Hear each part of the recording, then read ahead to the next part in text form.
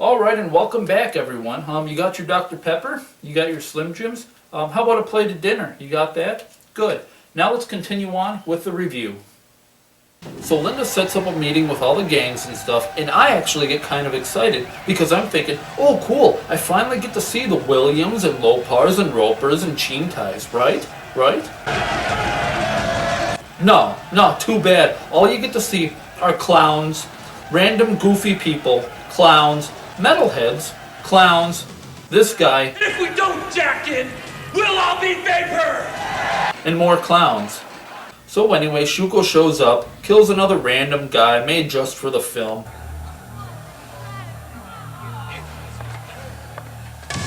And now the gangs just love him. Oh, they just love him, just gonna eat it up.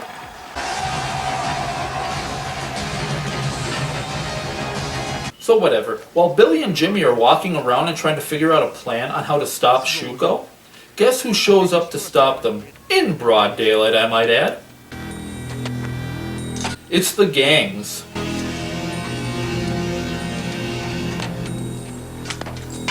So holy cow, this is gonna get pretty brutal, right? I mean, look at how many gang members there are compared to just Billy and Jimmy. So pretty brutal, right?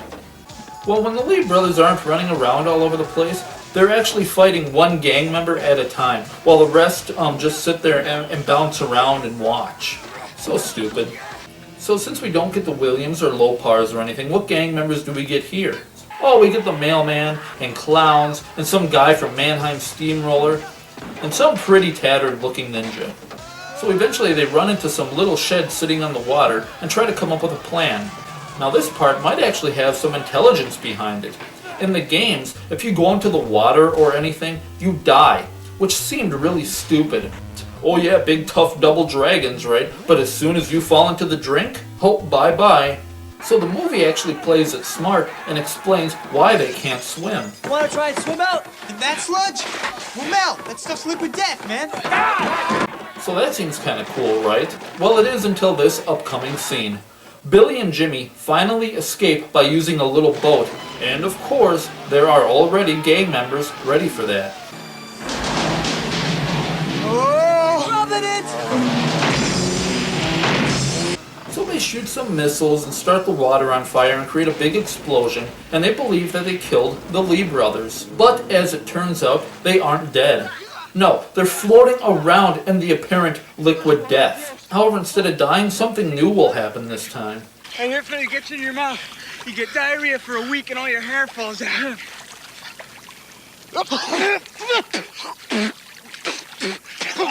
So now Billy and Jimmy are going to go get help from Marion, because now that Shuko thinks they're dead, they have the element of surprise. So when they get to the Power Core's hideout, this ends up taking place. Wait a second. It says please use other door. Billy, it's a diversion. They want you to think it's the other door. Oh, is that what they want us to think? I mean, so of course Jimmy would be right. I mean, any unexpected people showing up would use the other door and fall into a trap. But this is what actually happens. Caution.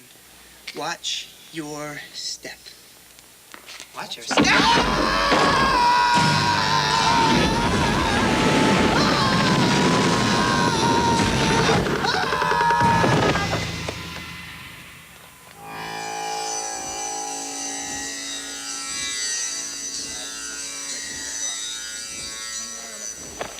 Great. The Power Core are midgets. You need some help? Why didn't you guys use the stairs? Please use other door.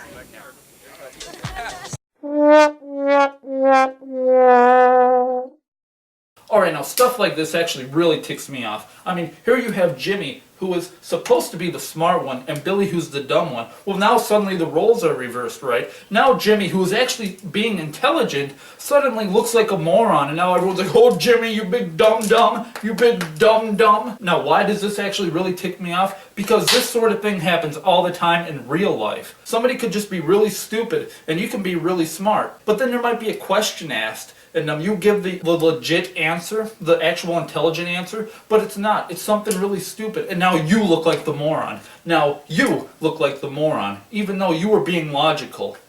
Completely stupid and ignorant. I hate that. So Marion decides to help them, and then you finally get to see what Shuko's building actually looks like on the inside. And it's a nice calm day, you know, everything is going good, and then suddenly, boom, here comes all the Power Course skaters skating around everywhere, causing chaos, in order to distract all the security guards and stuff, and allow the Lee brothers and Marion to sneak inside. Our skaters should have security occupied by now. Come on, let's go.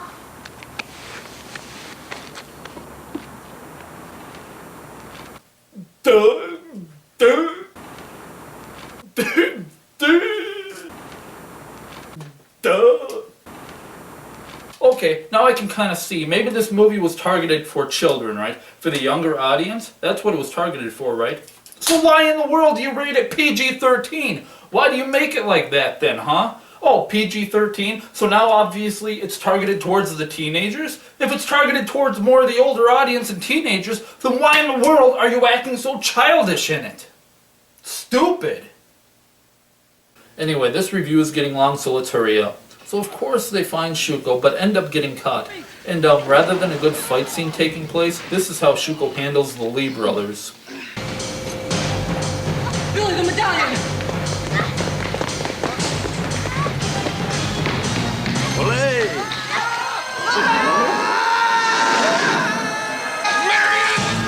And of course, Marion follows after them. So while down in this laboratory, Shuko possesses some random people to fight Billy and Jimmy and Marion.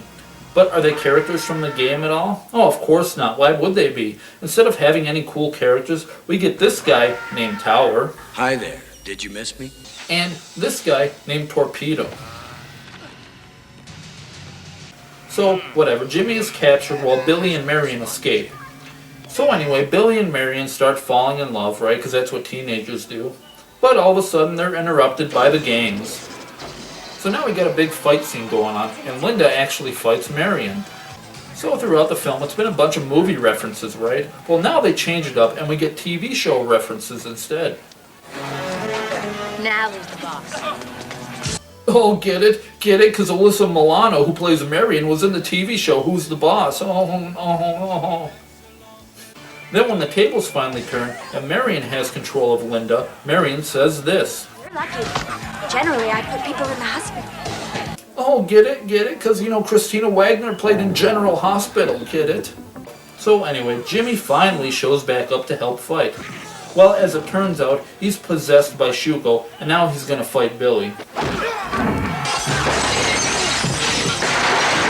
Alright, so this is actually kind of a cool reference from the video game, where you actually have to fight Jimmy. However, it is a little bit screwy, because in the video game, the reason why you fight Jimmy is because of the love interest of Marion. Alright, Billy's in love with Marion, but so is Jimmy. So you have to end up fighting Jimmy to get to Marion, right? But in the movie, they do it differently. Obviously, Shuko possesses Jimmy, and that's why they fight. But, I mean, hey, at least they took something from the video game. So, you know what? Cheers to that. Cheers to that. So during the lame fight that they actually have, they end up going into the arcade, where Billy ends up backing right into the arcade game, Double Dragon. By wolves. Together, they built the great city of Rome. Alright, so to me, I don't know if I think this is really cool, or if it's just really stupid. I mean, it's really cool because it is a Double Dragon arcade, right?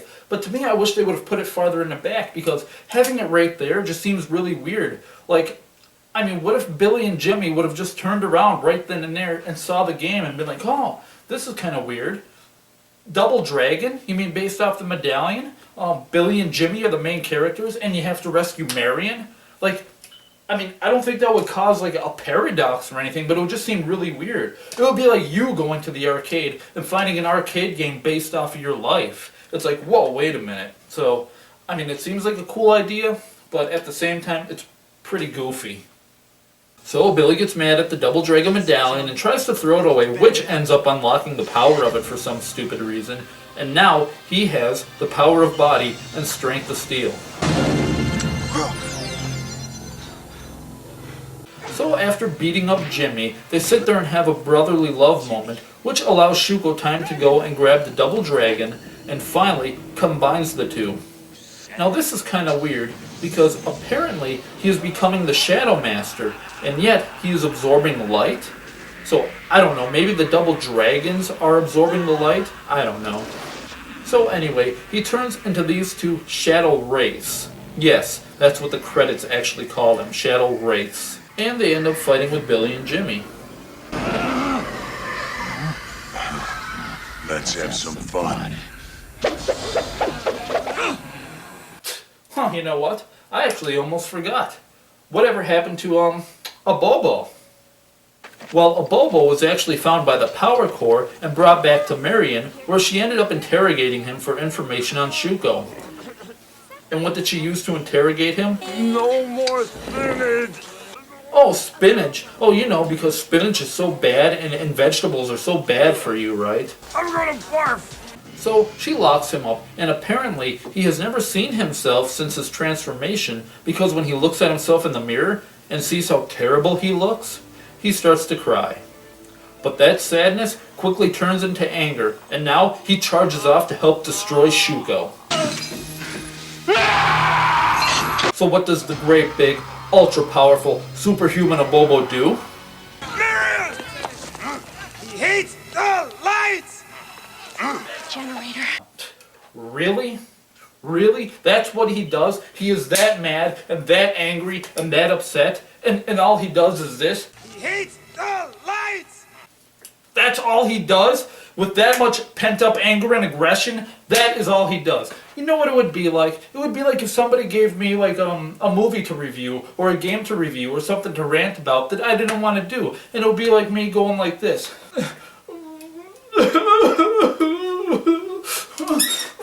No! No! No!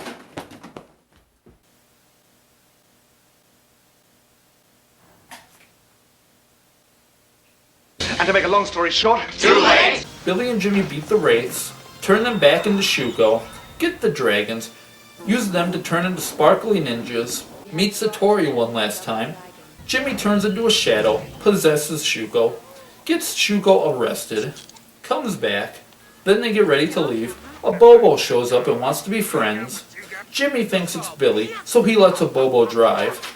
Then Jimmy finds out that it's not really Billy. They all sit there and scream and take off down the street.